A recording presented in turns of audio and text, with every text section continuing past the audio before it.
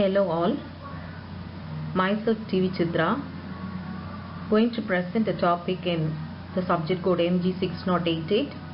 The subject name is Software Project Management, and the topic to be discussed is Dynamic System Development Method or DSDM,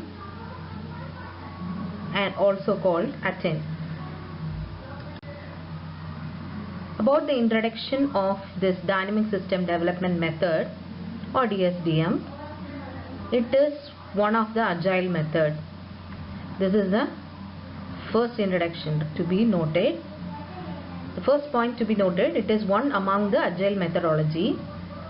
Agile methodology is very familiar in software companies.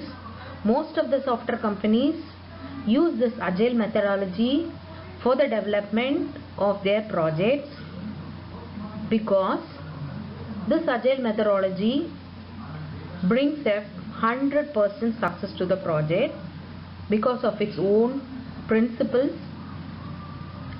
and practices. This agile methodology is not a single software development process. It is a group of methods combined together called agile methodologies, and DSDM is one among the group. DSDM is a framework that is made up of 8 core principles and a life cycle and products. It has got its own responsibilities and various practice techniques. The word ATTEN, actually DSDM is a name formerly called, and now it is called as ATTEN, and it is formed or it's taken from the name of the Arctic tern, which is nothing but a bird which has the characteristics of highly communicative, and it could travel huge distances. Since there is a resemblance in the characteristics of DSDM and this bird Arctic tern, the name ATTEN has been boomed. Next slide is about the 8 core principles of DSDM. The first principle is focus on the business need. Whatever the decision you make over the development process should be taken by keeping in mind the business value or the business case. Okay, our full attention should be based on the business need during all the development stages of the product, starting from the analysis till the operational use. We should surely, all the decisions should be towards the view of the business needs, satisfying the business needs. The second principle is deliver on time. ATTEN principle believes on time boxing. Time boxing is nothing but short time periods or short periods for the release of each component of a software. So it normally suggests 2 to 6 weeks of development for each increment, or for each release it can take up to 2 to 6 weeks. But this time period is very fixed. Once we have decided that we are going to release within 2 weeks, it should never be changed, it should never be compromised. Within 2 weeks the product should be released, but you can take the time interval from 2 weeks to 6 weeks. So it has some fixed short duration. That is the second principle. The third principle is collaborate. This DSDM highly believes on the communication among the team members. All the team members, starting from the analysis group to analysis, design, coding, testing, quality assurance group, all these group members must collaborate with each other, must communicate with each other. They should work under one roof in order to bring out a success project. That is the third principle. The fourth principle is, at all stages of the development, we should never compromise the quality. Though insisted from the client side, we should never compromise the quality. This is the fourth principle. So at all stages of the development, we should fix targets. That the quality target must be set, and we have to walk towards reaching that target. We have to move towards reaching that quality target. The fifth principle is to build incrementally from firm foundations. So this DSDM insists on developing the product in increments, in various increments. That is, the whole product is divided into small components of simple features, and initially the attention is given to the development of the first component, and it is released to the customer and received the feedback. Based on that, the second increment is built on. So this way of development is insisted by the DSDM. Okay. The sixth principle is develop iteratively. So develop in cycles, right? So this particular point also promotes the prototyping style of approach. So in prototyping style of approach, initially within a fixed short period of time, that is within first 2 weeks or to 6 weeks, what we have to do is to develop a system model, and it must be demoed in front of the customer, and the customer feedback has to be collected, and if the customer is highly satisfied with the demo itself, the model can be handed over. But if some sort of negative feedback if it arises, the model is enhanced, and this enhancement starting from the first stage, which is called collecting the requirement, analyzing the requirement, then converting into an architecture, then we have to write codings, then we have to test it. These stages must be continuously performed in cycles until we attain a quality target. That is called develop iteratively. The seventh principle is communicate continuously and clearly. So again and again, the team members, they have to collaborate among themselves often, and the same way the client people must also communicate with the developer team through some workshops or through demonstration of the prototypes. We should ensure that we are communicating continuously and very clearly to the customer side. The eighth is demonstrate control.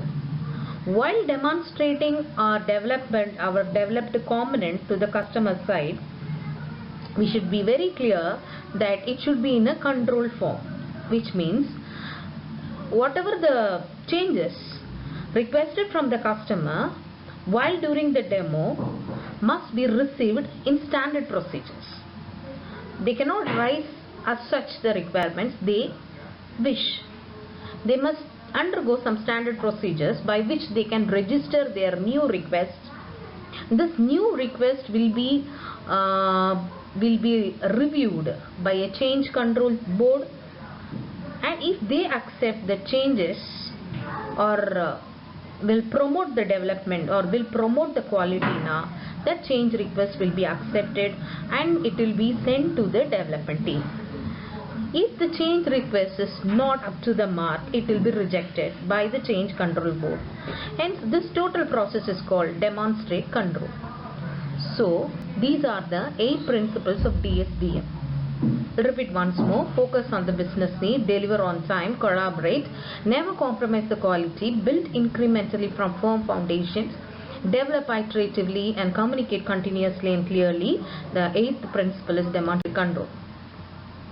Now moving on to the Daten process model, you are looking onto a figure which shows all the stages of the Daten model is in cycles.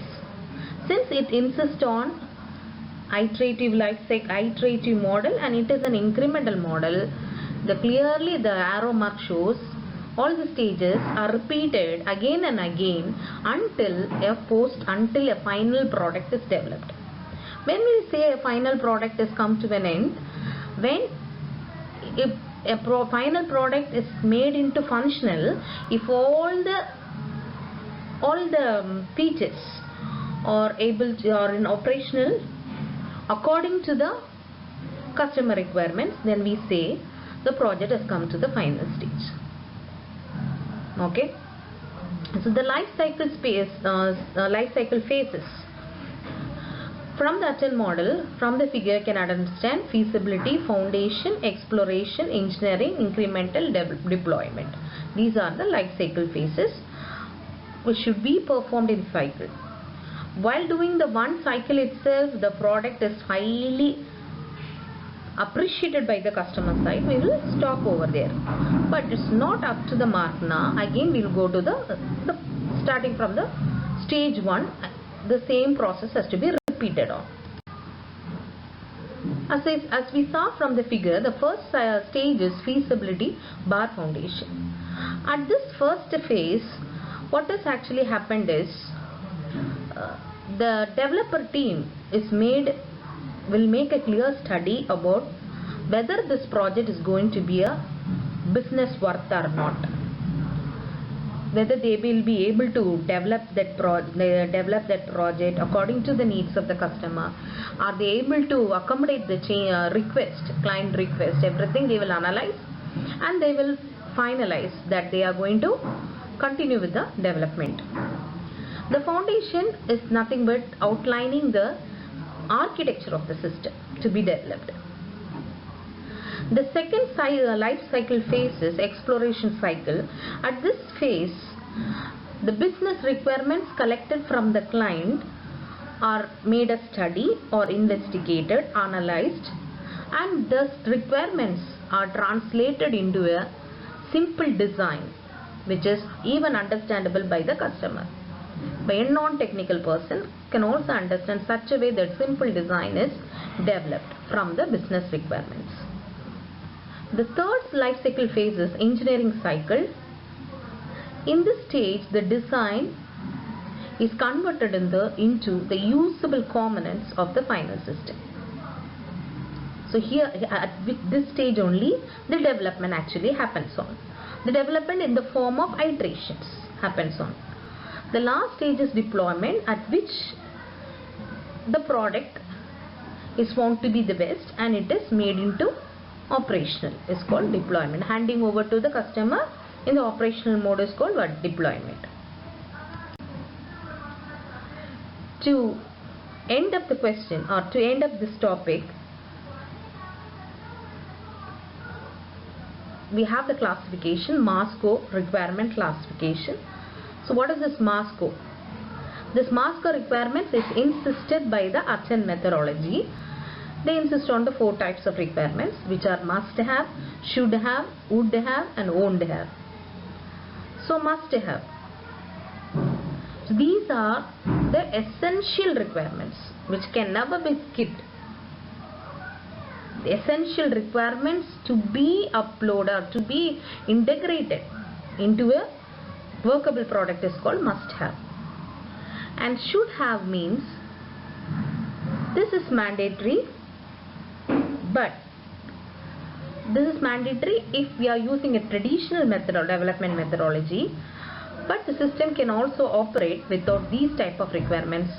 Those requirements are called should have requirements. Would have. This could have, these requirements are the requirements which can be delayed. It's not necessary to be rushed with that requirement. The initial release itself not necessary to have the would have type of requirements. They can be delayed, but it must justify the inconvenience. If the inconvenience is justified, these requirements can be delayed. The last one is won't have requirements, which indicates these type of requirements will not be available in the current release, but you can expect the same in the later increment, is called MASCO requirements. Okay, thank you all.